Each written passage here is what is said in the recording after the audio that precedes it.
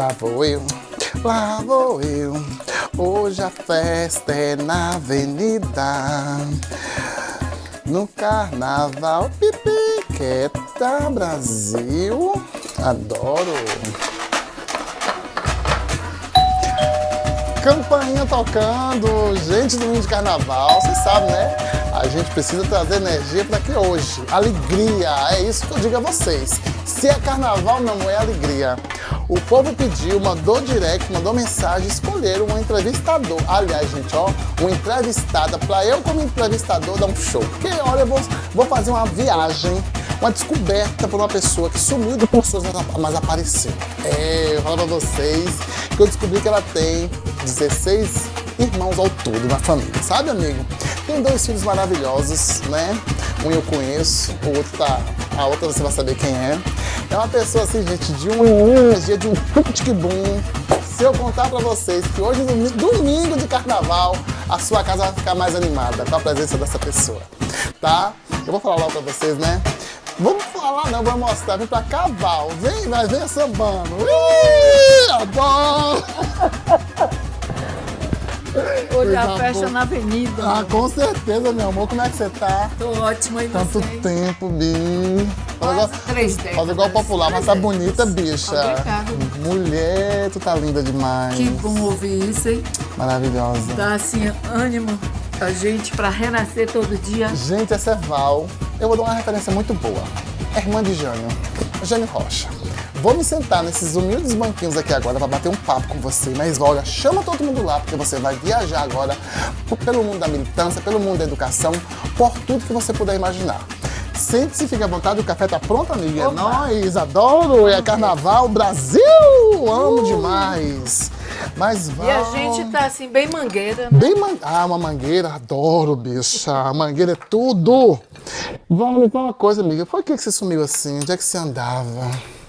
Algumas décadas, né? Mas não sumi completamente porque eu estava sempre por aqui. Mas saí daqui em 91 para 92 e fui para a capital trabalhar, estudar, militar. E aí são esses anos em Salvador, depois no Recôncavo, propriamente dito. Fiquei uns 13 anos, né? E agora de volta à região.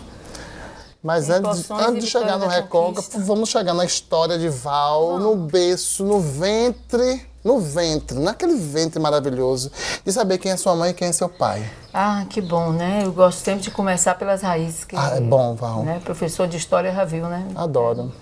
Vai logo buscar. Meu pai é Álvaro Benigno Rocha, um sertanejo maravilhoso, e minha mãe Zenite Oliveira Rocha. Esse casal... Eles são do início do século XX, né? Um da década de 20, outro da década de 30. E eles são primos, carnais. Então eu tenho um tronco familiar uno, né?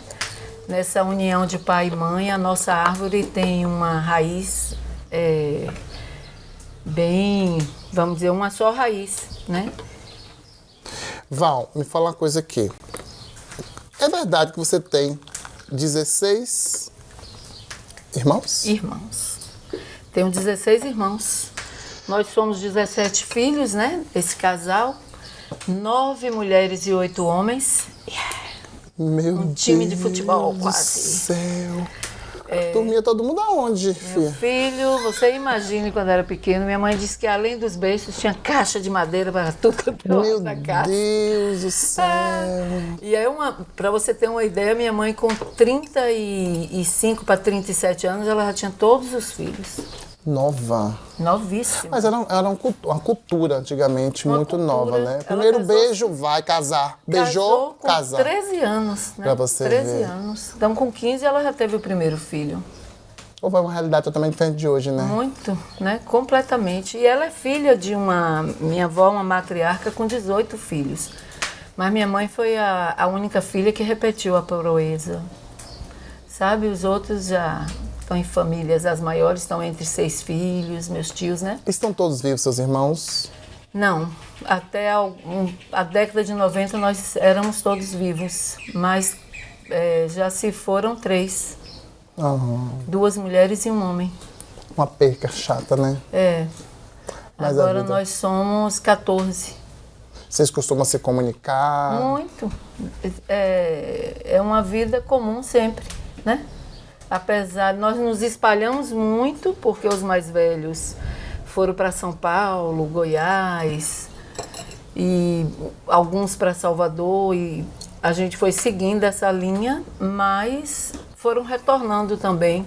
Então hoje a gente está com uma irmã nos Estados Unidos, que mora em São Francisco, é a irmã mais nova do que eu, ela já está lá há mais de 30 anos. Já é dona da América. Já é. Me leva pra lá, amiga. Está lá e a minha irmã, tem uma irmã em Goiânia ainda, que ela tem 3 filhos, ela mora em Goiânia, sempre morou.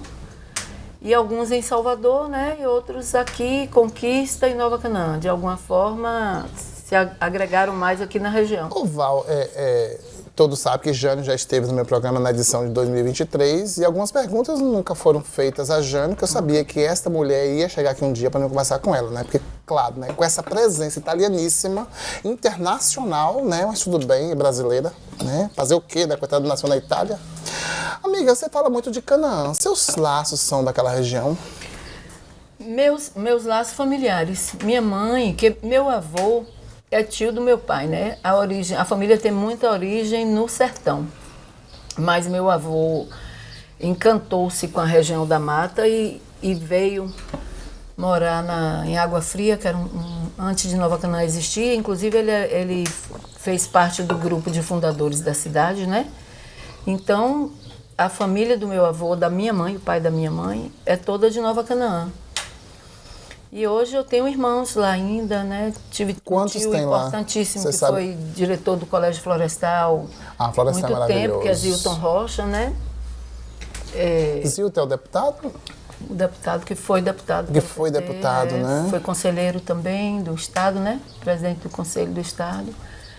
E Jânio, que foi professor também em Nova Canaã. Eu fui professora também em Nova Canaã por um ano a 2 anos mais ou menos, na década de 80.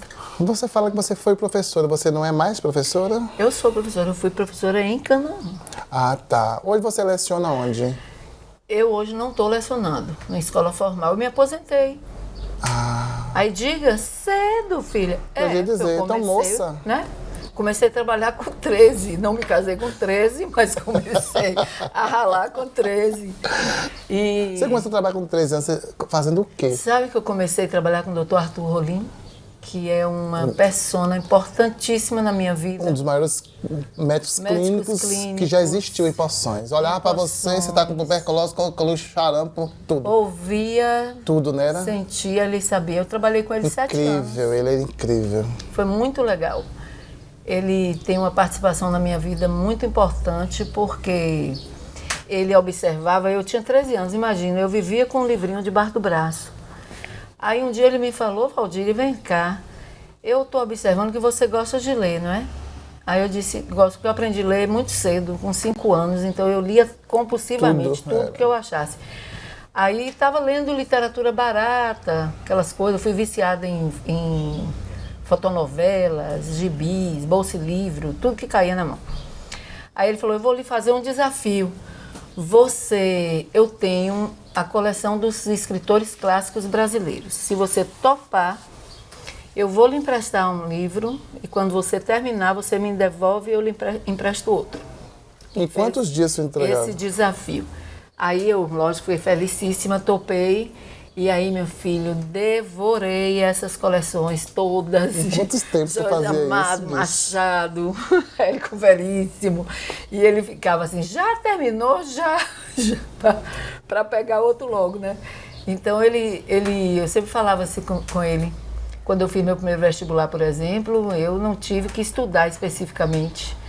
Eu acho que a literatura me ajudou muito. Bastante. E eu já era professora também, né? Porque eu me formei no magistério aqui em 82. O magistério sempre foi uma base boa, né? Muito. Foi onde eu me fiz professora, né? E eu quero aproveitar a oportunidade, inclusive, de homenagear meus mestres, porque eu quero fazer uma homenagem especial à Tia Lu. Fica à Luzia. vontade. Tia Lu foi uma mestra assim, maravilhosa para mim, tanto na profissão quanto na vida, né? nós éramos muito amigas e ela tinha muito orgulho assim da minha trajetória. E eu aprendi muito com Tia Lu na educação. Ela dava uma disciplina que era literatura infantil. E aí foi quando eu entendi que as artes precisavam andar junto com a educação, né? Além da amorosidade com o estudante, a troca, o diálogo permanente, ela foi muito minha mestra nisso, né? E minhas outras mestras, que eu amo todas, né? Glorinha, minha mestra queridíssima. Glorinha Macedo. A Delma, que era a minha paixão naquela época. A Egilza, a professora Hélia, que maravilhosa, encontrei esse ano passado, fiquei muito feliz. Doutor Undi, nosso grande mestre, a professora Noélia, né? Renan Macedo. Então, tivemos grandes mestres, assim. E aí, quando eu me formei, eu me descobri professora, apesar de brincar de ser professora, né, sempre, mas foi uma empatia tão grande, uma descoberta assim, que no ano seguinte iniciei ocupando a cadeira, o lugar de uma mestra querida, que foi a professora Adelma, que por sinal não a vi mais, assim, mas era uma professora que trabalhava com a área de Sociologia e Filosofia. E aquela época era uma época que ainda tinha certas restrições de aprofundar no pensamento crítico, porque a ditadura ainda estava um pouquinho ali atrás, né? Ainda muito próxima na década de 80. Aquela questão estrutural ainda existia, né? Mas aí eu comecei a dar aula no magistério, né? E hoje em dia tem vários professores que foram meus alunos nessa época, é muito legal. Cleide Jane, que eu falo com ela, que ela tem a memória, ela fala, eu tenho mais a memória da vida de trabalho dessa mulher do que ela, é ótimo. A gente lembrando várias histórias, né? João Bonfim foi meu aluno, Zene do IES, Nossa. que é minha deusa querida. E nós tivemos assim, acabou que nesse período, acho que a década de 80 é muito emblemática para mim, porque eu me formo, começo a ser professora já no ensino médio, né? E várias coisas acontecem nessa década. Eu me separo do meu primeiro casamento, né? Eu tinha um filho já, que nasceu no ano que eu me formei, o Yuri nasce no ano que eu me formei em magistério. E depois, a década de 80 é uma década assim, que eu vou ingressar na universidade. E aí toda essa experiência que eu tive com a literatura que o Dr. Arthur me proporcionou, além de muitas conversas e Val, só não te aprendizado cortando, mas com ele. complementando, me tirou uma dúvida. Normalmente, hoje em dia, eu vejo que os adolescentes, em especial, eles têm muita dificuldade em ler. E Val me disse que ela começou a vida acadêmica dela sem que ela percebesse, né? Lendo, e a vida acadêmica dela ali foi surgindo. Eu vou te fazer uma pergunta aqui para servir de exemplo e de inspiração para outras tantas meninas.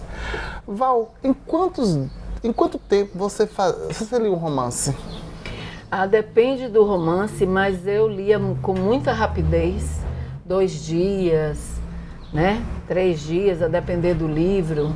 Tanto que ele me dava um livro e ele dizia, você já leu? Não é possível, você está pulando página. Eu falava, nunca pulo uma página, posso estar morta de sono, mas jamais pulo uma página, por mais chato que seja. Então, assim, acho que a leitura era o meu mundo mágico naquela época, né?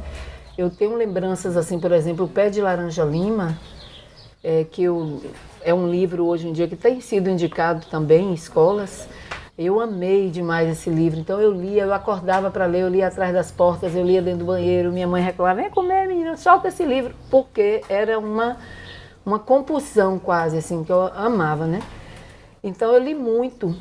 Isso me preparou junto com minha profissão, porque eu ia dizendo, eu comecei com magistério, mas para você ter uma ideia, eu cheguei a trabalhar com 8 a 10 componentes em poções naquela época. Val, qual foi o melhor romance, o mais importante da tua vida que tu leu? Foi bom você trazer.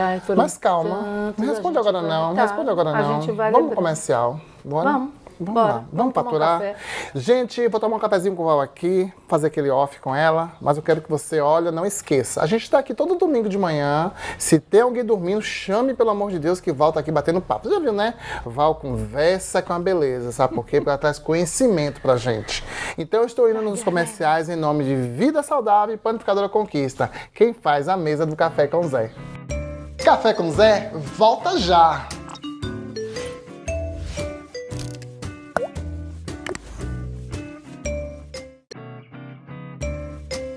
Estamos de volta no Café com Zé. Oi, gente, estou de volta com ela, a poderosa mulher do currículo enorme, viu, gente? Olha, vou te contar. Começar com ela em off, gente, também é outro aprendizado, mas a gente tem que ir pro comercial, né? Senão a gente não fatura, né? Não paga a conta de água e de luz. Pois chame todo mundo, diga que Val está aqui, viu? Valzinha, aquela maravilhosa. E ela está aqui batendo papo comigo sobre literatura, sobre educação, sobre a vida dela. E isso que é importante, tá? Conhecer esse povo que faz poções, porque ela faz parte da história de poções. Val, nós saímos do bloco anterior querendo saber de você qual é o romance, né, na área de literatura mais importante que você já leu ou que traz para você assim, um significado importante. Nos diga. Então, pensando sobre isso, eu diria assim, não um romance, né, mas me lembro os que me marcaram muito. Romances como Os Tambores de São Luís, que eu me lembro que eu estava já como estudante da UFBA, porque eu comecei estudando na UESB e me transferi para a UFBA, né? No início dos anos 90. E também, assim, eu li muito Érico Veríssimo, né? O Olhar os Lírios do Campo, que foi um livro que me marcou. 100 Anos de Solidão, eu acho que de Garcia Marques, para mim, é o meu romance. Você hoje tem tempo para ler ainda, amiga? A Mãe, de Gorky, que aí já é mais né? do período político. Mas né? E hoje você ainda lê? Leio menos, mas estou retomando esse prazer, porque eu lia muito, né? E depois, quando você começa a trabalhar muito intensamente, a literatura vai ficando muito ligada ao que você está fazendo, né? Eu tive um caminho assim, eu me fiz professora aqui, quando eu fui para Salvador, eu estava lhe dizendo isso, que a década de 80 é emblemática para mim, porque além de eu me formar, ter filho, depois me separei, entrei na universidade e entrei no Partido dos Trabalhadores. Então, eu digo sempre assim como o Dr. Arthur marcou a minha adolescência, me enriquecendo de conhecimentos, o Partido dos Trabalhadores naquela época fazia uma formação intensa da gente. Você foi militante. Mas eu fui uma militante com formação acadêmica.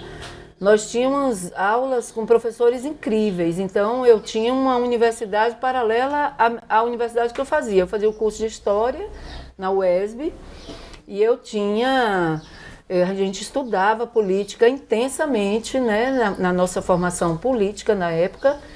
E quando eu cheguei em Salvador, pouco tempo depois eu fui para a UFBA estudar História, me transferi para o curso e fui ensinar, saí da rede pública e fui para a privada e tive a graça de já começar no setor privado em grandes escolas, que a minha grande escola foi o Instituto Social da Bahia, o ISBA, ali em Ondina, a escola do meu coração, que estive em Salvador agora, eu fiquei arrasada que a escola fechou e foi demolida. Isso é uma história muito dolorosa. Jogou sua história nos montes. E trabalhei também no Antônio Vieira, que é uma grande escola. Então, em Salvador foi isso. E entrei no movimento sindical. Então, vem mais uma etapa. Aqui eu era professora, assim como eu lhe falei, fui professora de 8 a 10 componentes, o que me levava a ter que estudar quase tudo. E eu sempre fui muito exigente como professora e assim me vejo como uma professora muito criativa, né?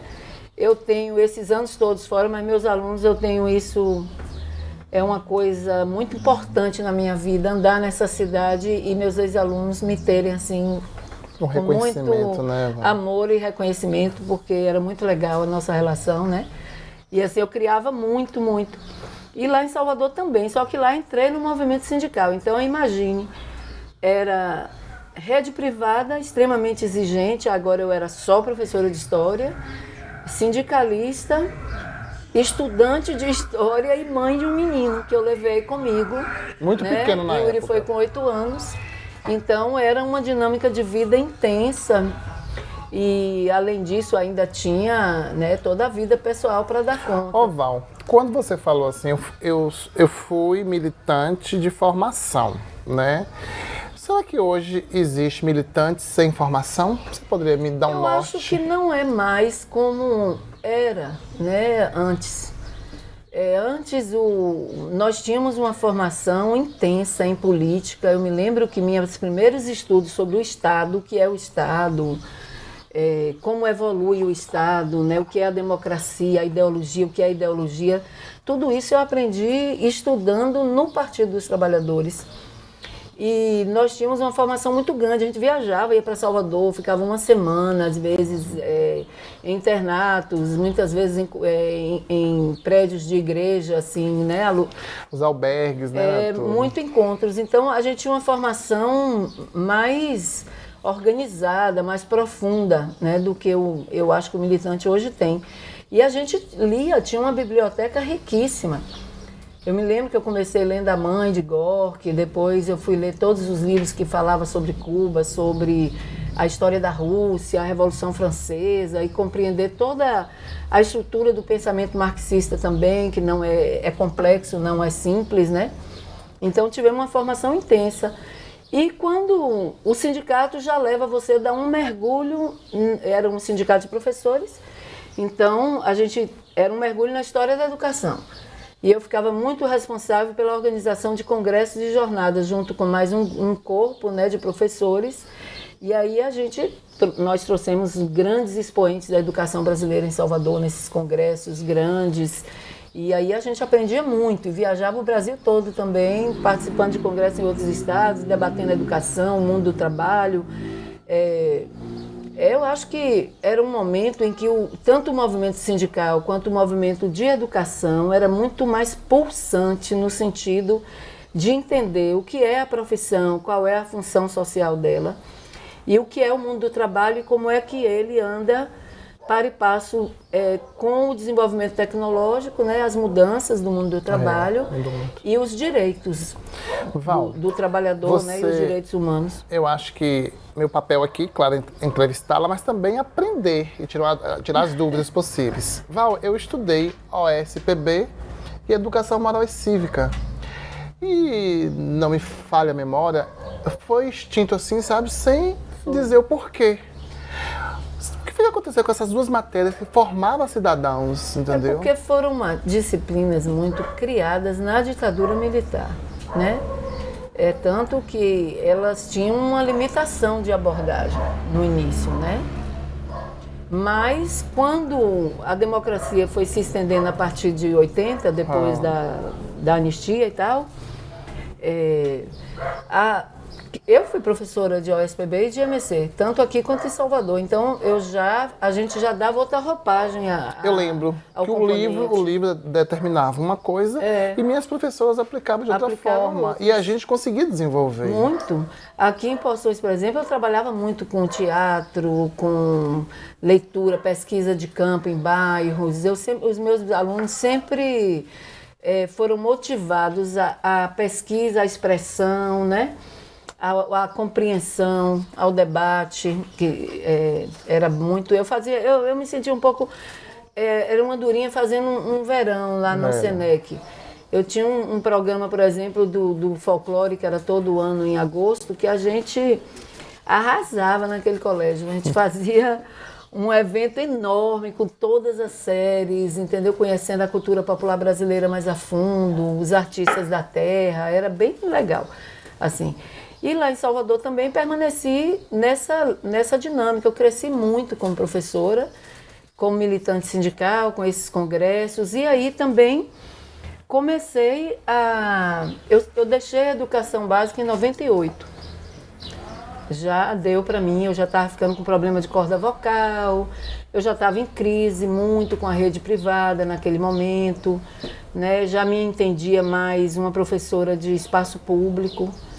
E em crise também, era um momento que o governo Fernando Henrique estava desmontando tudo, todas as lutas que nós travamos, todas as conquistas, nós começamos a perder tudo. E os sindicatos também começaram a ficar mais de resultado, porque o público recuou muito das lutas, né? Então, a partir daí, eu resolvi entrar no ambiente universitário, né? Eu aproveitei que teve concurso para professor substituto na UFBA, eu não cheguei a ser professora concursada, eu fui professora substituta 2 vezes na UFBA. E fui extensionista ligada ao Departamento 2, eu trabalhei muito como extensionista na UFBA, fazendo formação de professores no Estado. viajando e tal, para vários municípios. Mas aí a minha militância também me levou a ser uma professora para além da escola formal. Eu também me tornei uma educadora social, então trabalhei muito com grupos Abriu o leque, né? de sem terra, rurais, operários, né? Até formação de empresários, médios, pequenos. Foi um leque muito amplo. E aí, para lhe dizer uma coisa, eu queria dizer isso, inclusive, para os educadores, meus colegas. Eu acho que nós não podemos permanecer o tempo inteiro da profissão fazendo a mesma coisa ou sendo do mesmo tamanho, né? Eu enriqueci a minha caminhada com várias outras oportunidades. Então, assim, se eu era professora da rede formal, eu também fui professora social, eu ia para assentamento, eu trabalhei em ONGs, no movimento social, agreguei como educadora. Depois fui para a universidade. Dentro da universidade não era só sala de aula, tinha extensão, nosso compromisso de formar pessoas fora da universidade. Então era uma dinâmica muito grande. E nesse meio de campo, eu fui fazer uma especialização. Eu era apaixonada pelo cinema, a imagem, a fotografia de um modo geral, a música. Meu trabalho sempre foi casado com as linguagens, o corpo, as artes. Aí eu fui fazer biodança como extensão, depois entrei na escola de biodança, não cheguei a concluir meu curso, mas fiz uma especialização no Potenciais das Imagens para Ciências Humanas, que foi sensacional. Nós trabalhamos todas as linguagens aportadas nas ciências humanas. E depois, né, esse movimento me fez crescer bastante em Salvador, e quando o governo Lula chegou, que abriu as universidades novas, a Bahia, por incrível que pareça, só tinha uma universidade federal, né, num território deste tamanho. A segunda federal da Bahia, eu tive a honra e o orgulho, que para mim é uma parte especialíssima da minha história, da minha trajetória, que foi compor a equipe de fundação, de estruturação da Universidade Federal do Recôncavo. Fala sobre isso, como é que foi? Eu fui pelo gabinete do reitor da UFBA, que era o professor Naumar, que eu tenho muito respeito e muita admiração, e fui compor a equipe da extensão. Né? A UFRB nasce da UFBA, ela herda a Escola de Agronomia, com todo o patrimônio, mais alguns 3 cursos, e o professor Paulo Gabriel era o reitor naquela época, né? O reitor de implantação da universidade, coordenando uma grande equipe. Ele não me conhecia, eu não conhecia quase ninguém. Eu fui convidada pelo pró-reitor de extensão, que nós nos conhecíamos já há um tempo, e ele me viu apresentando trabalhos com a ONG Cipó, que é uma ONG de comunicação e educação, que tem um trabalho extraordinário. E aí ele me convidou, e o professor Paulo aceitou a indicação dele e tal, e aí eu fui primeiro pelo gabinete do reitor da UFBA, porque ela tutelava o nascimento da UFRB, né? Mas o professor Paulo fez o possível para que menos de 2 anos a UFRB já estivesse autônoma, né? Independente. Aí meu contrato passa para a UFRB. Eu não fiz concurso, eu fiquei com cargo de confiança dele, era algo assim para implantar a pró-reitoria, e acabei ficando 13 anos. 13 anos. Tenho um amor enorme por aquela instituição. Fui recentemente agora na posse da nossa reitora, que é uma mulher negra maravilhosíssima, que Bolsonaro não empossou, né? Ela foi eleita muito assim, a comunidade é uma universidade muito negra, muito fortemente do Recôncavo, e ela tem uma identidade incrível, né? Nós lutamos muito e ela não foi empossada no primeiro momento, então naquele momento eu encerrei minha relação com a UFRB e voltei para a nossa região. E agora a nossa reitora foi eleita de novo e agora ela tomou posse. Bem maravilhosa, bem maravilhosa, chique. Maravilhosa. Então essa é uma trajetória, assim, sabe? De muita... Você não vai se enriquecendo de conhecimentos, pessoas e lugares, né? Eu me sinto muito do mundo, assim, carregando em mim todos os mundos que eu vivi, que eu vivo, as pessoas e tal, que eu, né, convivo sempre. E eu me sinto muito outra coisa que eu acho importante dizer. Eu me sinto muito uma esponja, assim, um aprendiz permanente. Por que esponja, mulher? Porque tudo que eu não conheço eu quero aprender. Se chegou a mim, né? Não tenho esse problema. Mas a esponja porque lapida, Não, eu falo, esponja. não, eu acho que é esponja porque eu absorvo. Ah. Assim, esponja talvez não seja uma boa metáfora, mas assim, eu sempre falava isso, eu acho que eu sou uma esponja. Eu trabalhava muito com linguagens, então eu inventava metodologias, eu criava e eu também aprendia onde eu ia, tudo que eu aprendia eu absorvia e depois transformava, né? Então tem muito essa dinâmica assim, Val, criativa. você é uma mulher feliz? Eu sou muito feliz. Então eu quero saber da sua felicidade no próximo bloco, tá? Já nós vamos falar sobre a felicidade dessa mulher e é rapidinho. Eu tô indo em nome de Vida Saudável e Panificadora Conquista, que faz o café do Zé, adoro! Café com Zé, volta já!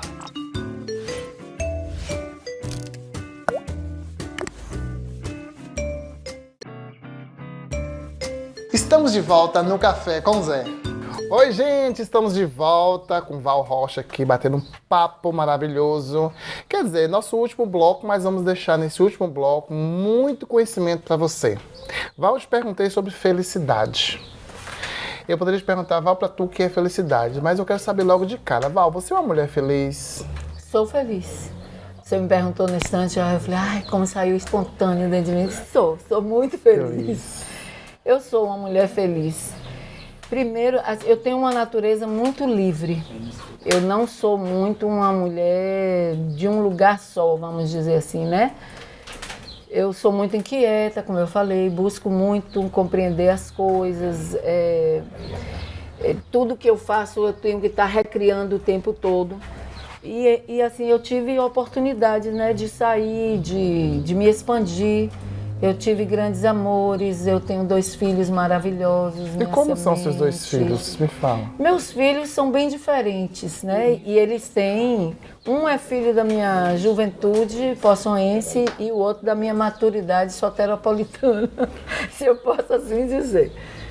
Eles são, né, inteligentes, maravilhosos. O meu filho, eu tenho muito orgulho de ser mãe de Yuri, assim. Ele é um amigo querido e a gente tem muita intimidade de diálogo, de conversa. Somos muito diferentes. Meu filho é muito gregário, né? Ele é muito do lugar. Eu sou do mundo. Eu sou mais liberal, vamos dizer assim, né? Mas a gente é muito amigo. E ele me deu 3 lindos netinhos maravilhosos que... Eu já posso me sentir uma ancestral, já posso dizer que eu sou uma ancestral, porque eu já tenho minha semente. Você sabia que tem muita gente querendo saber quem são seus filhos, quem são seus netos, mas eu acho que o vídeo vai falar por si só. Olha só, temos vídeo. Peraí, minha outra filha é Cora Rocha Carmo, filha da minha maturidade, minha linda companheira. Olha o que tem pra você. Oi, mãe. Passando aqui para dizer a você que escolhi esse lugar com esse quadro que representa muito as nossas origens aí, para lhe homenagear e dizer a você que a fortaleza, a rocha permanente que paira em você é o que norteia a nossa família, viu? Com sua garra, sua presteza, uma pessoa de muita dinamismo que ensina a gente os caminhos certos a ser perseguidos. Um abraço em você aí, de todos nós aqui, viu? Deus abençoe. Oi, vó. Passando aqui para lhe mandar um beijão e dizer o quão especial você é. E fiquei muito contente em saber que pessoas vão poder ouvir um pouco da sua história e se inspirar com ela, como eu me inspiro e como eu absorvi muitos ensinamentos. Te amo, um beijão. Oi, vó. Eu vim te dizer que você é uma pessoa muito especial para mim. Eu te amo muito, muito, muito. E nossas aventuras foram as melhores. Muito obrigada por tudo. Te amo muito, muito, muito. Oi, vó, te amo muito. Você é um exemplo de vida pra mim. Eu adoro nossas viagens e assistir nossos filmes juntos. Te amo. Ai, Zé, que lindas. Minhas meninas, mocinhas. Nossa. Nós somos muito amigas. Eu sou a avó inventiva. Eu percebi. A avó aventureira. Aventureira. O que faz com essas crianças, mulher? Faz piquenique, faz passeio, leva em cinema, né? Levo no shopping, levo no circo quando pode, anda de bicicleta, levo pra roça.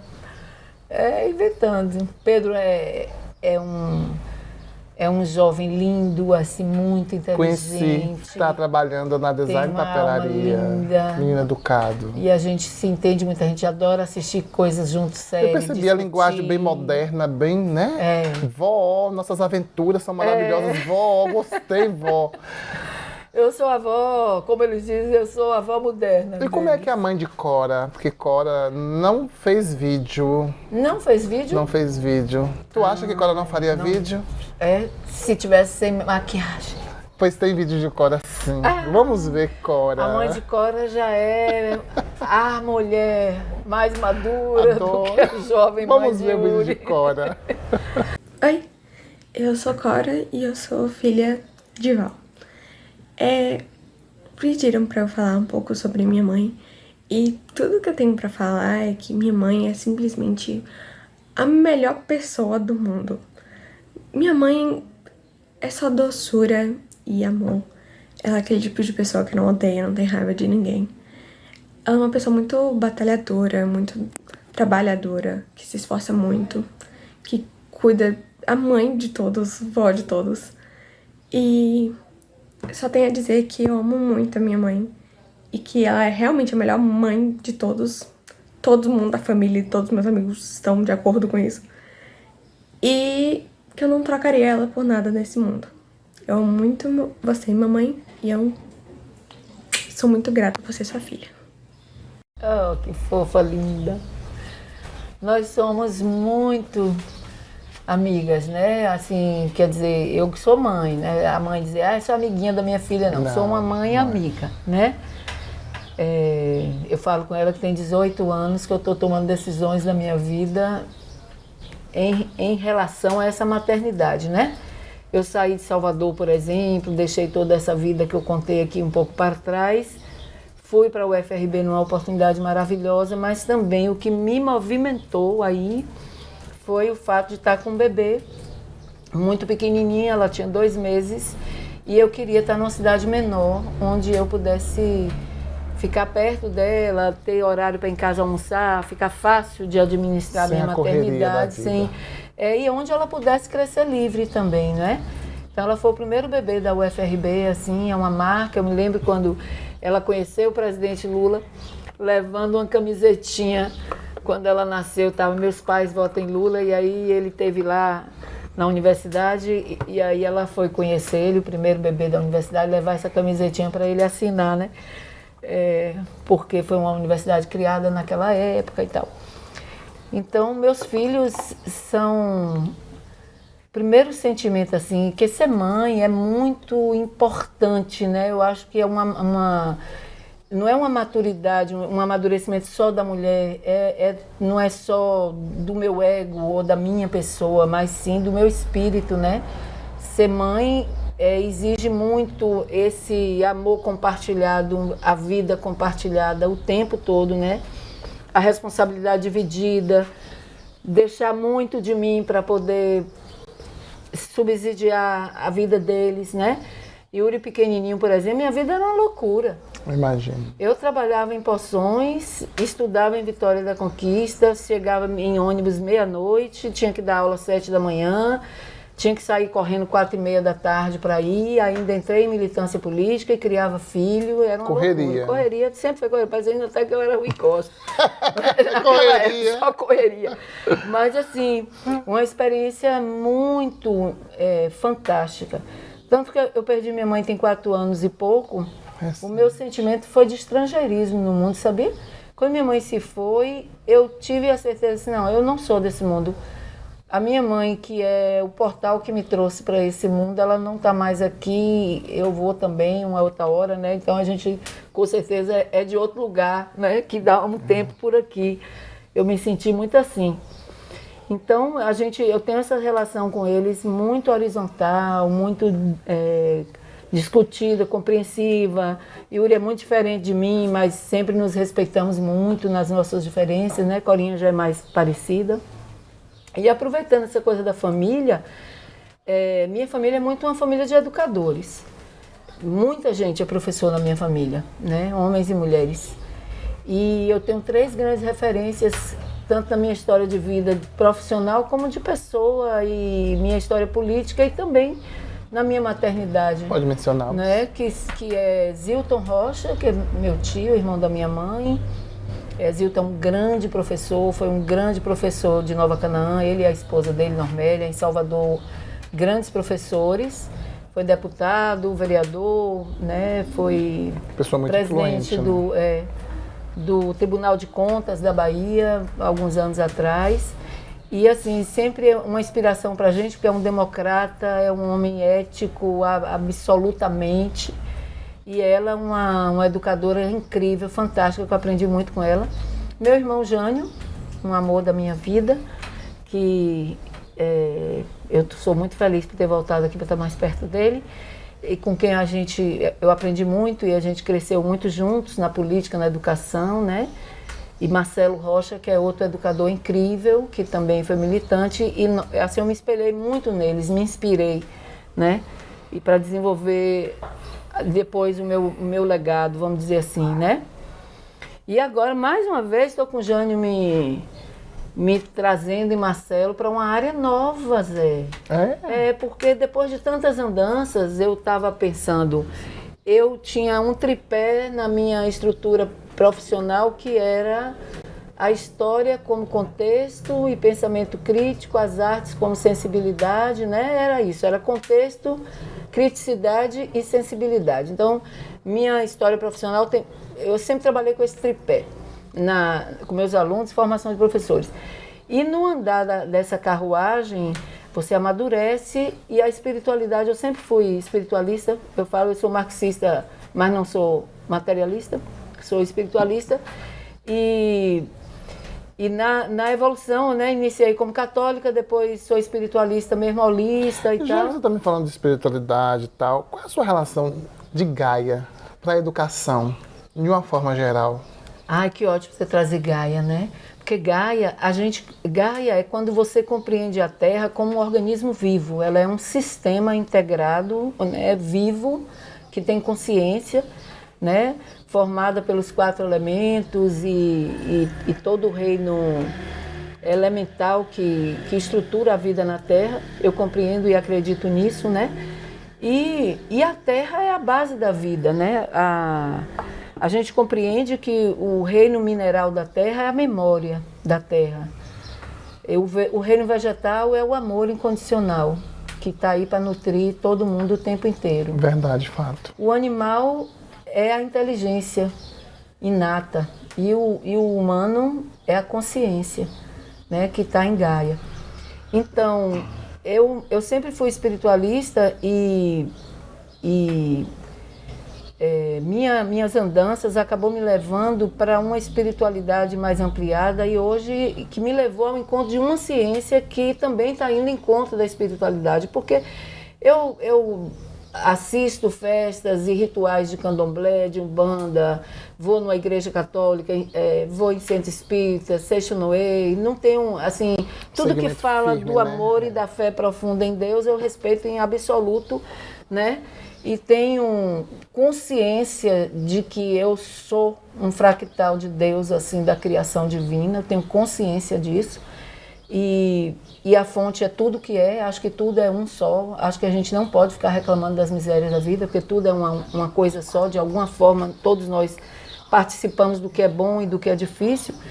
E nessas andanças assim, eu me encontro agora no momento em que a educação para mim passa a ser terapêutica, porque além da tecnologia que hoje é a porta, vamos dizer assim, contemporânea e talvez do salto elevado da humanidade para uma nova era, né? A tecnologia, eu acredito que seja o canal mais explícito disso, porém, a tecnologia sem corpo, sem coração e sem terra, sem base, leva o homem a perder o sentido da vida. Não é à toa que a doença da época é a tristeza, né? A depressão, é a ansiedade.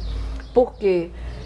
Há muito medo da liberdade e há muito medo do mundo e muita reserva no ambiente virtual. Onde está o corpo? Onde está o coração? Né? Onde está o encontro com o outro, o toque, o abraço, o colo, né? E a Terra, para mim, é onde a gente se ancora. Ela é a grande mãe. Eu digo sempre a Jânio, o futuro da educação vai ter que estar equilibrado entre tecnologia e natureza. Porque sem a natureza o homem perde a sua humanidade, né? Ele desconecta do sentido da vida. E pisar no chão, respirar o ar, estar em contato com as águas, é um renascimento o tempo todo. Então, nesse caminho, eu encontrei com o movimento de agroflorestadores, que mais uma vez meus irmãos queridos acabam me trazendo a conhecer pessoas. Eu encontrei Nelson Araújo, que é um querido companheiro de muito tempo atrás, que eu não via há anos, encontro aqui em Poções, como um agroflorestador na Caatinga aí, maravilhoso, plantando floresta, plantando água no sertão, né?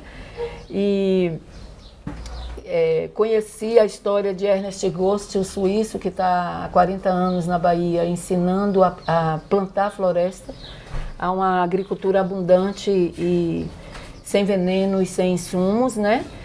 A Ana Primavesi também, que é outra referência incrível. E aí eu tô nesse momento da minha vida, que eu tô aposentada, eu agora me dou o direito de escolher o caminho a seguir. Eu estou com um sítio e com uma irmã pertinho daqui, no começo da Serra do Capabode.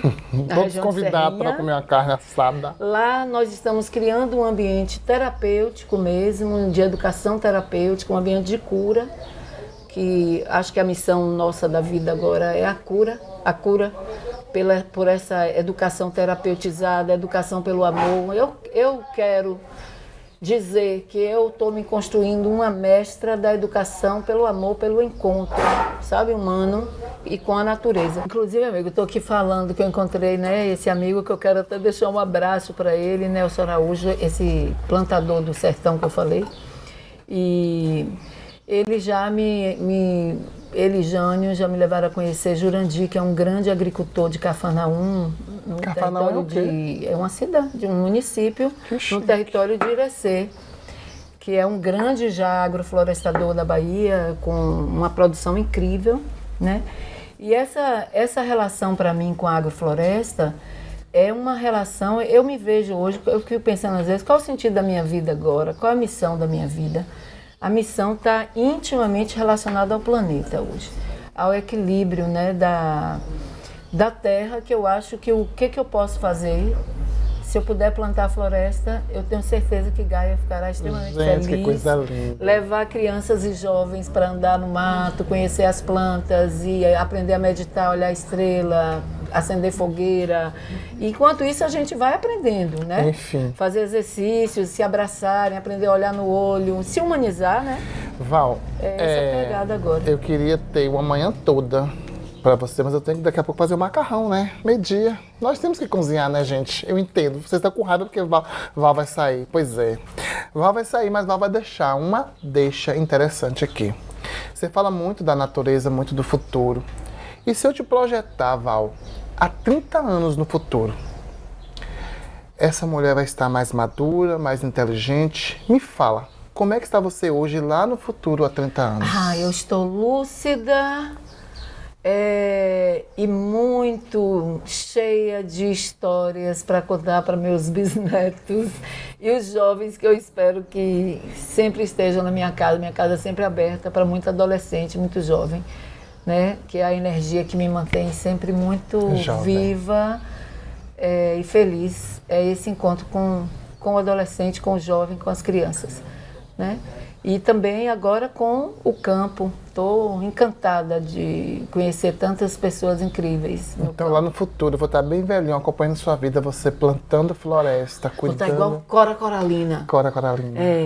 Cora plantava poesia, né? Era. Eu vou estar regando as plantas.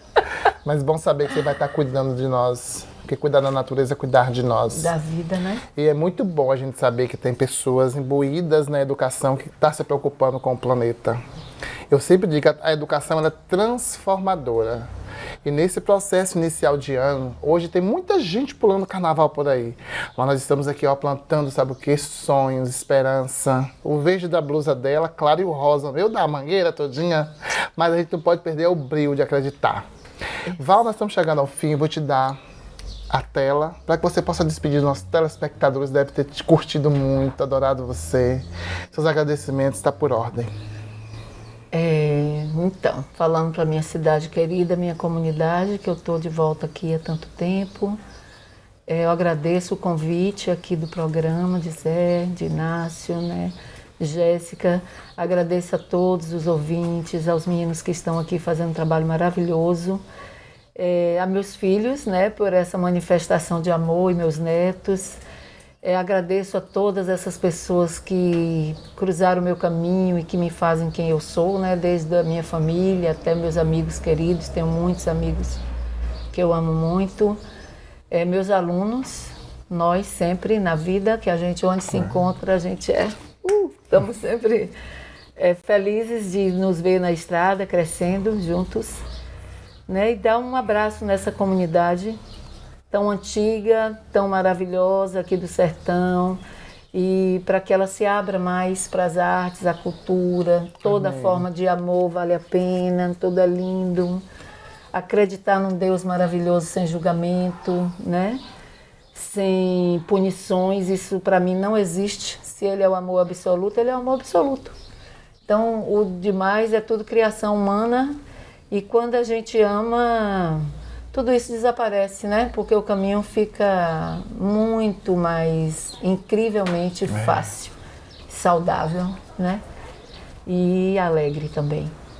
É isso aí. Obrigada, amiga. Obrigada por você ter vindo, Obrigada, viu? Muita Zé, energia, foi muita ótimo. axé. Ai, cadê? Não, primeiro a gente um beijo, e agora vamos brindar com o brindor. Brindar o café, né? Como é a frase que você fala? Adoro! Gente, é que eu adoro que eu tô indo. Mas deixando pra vocês, olha, esse abraço enorme, sabe? Esse abraço gostoso, fraterno, de que, olha, Deus é amor. Não faz asepsia às pessoas. E pode ter certeza, jamais terá cajado para te machucar. Acredite sempre nesse Deus generoso, bondoso. Assim, esse Deus capaz de restaurar esse mundo cheio de amor, sabe? Cheio de paixão. Porque Deus vai continuar restaurando ele dia a dia.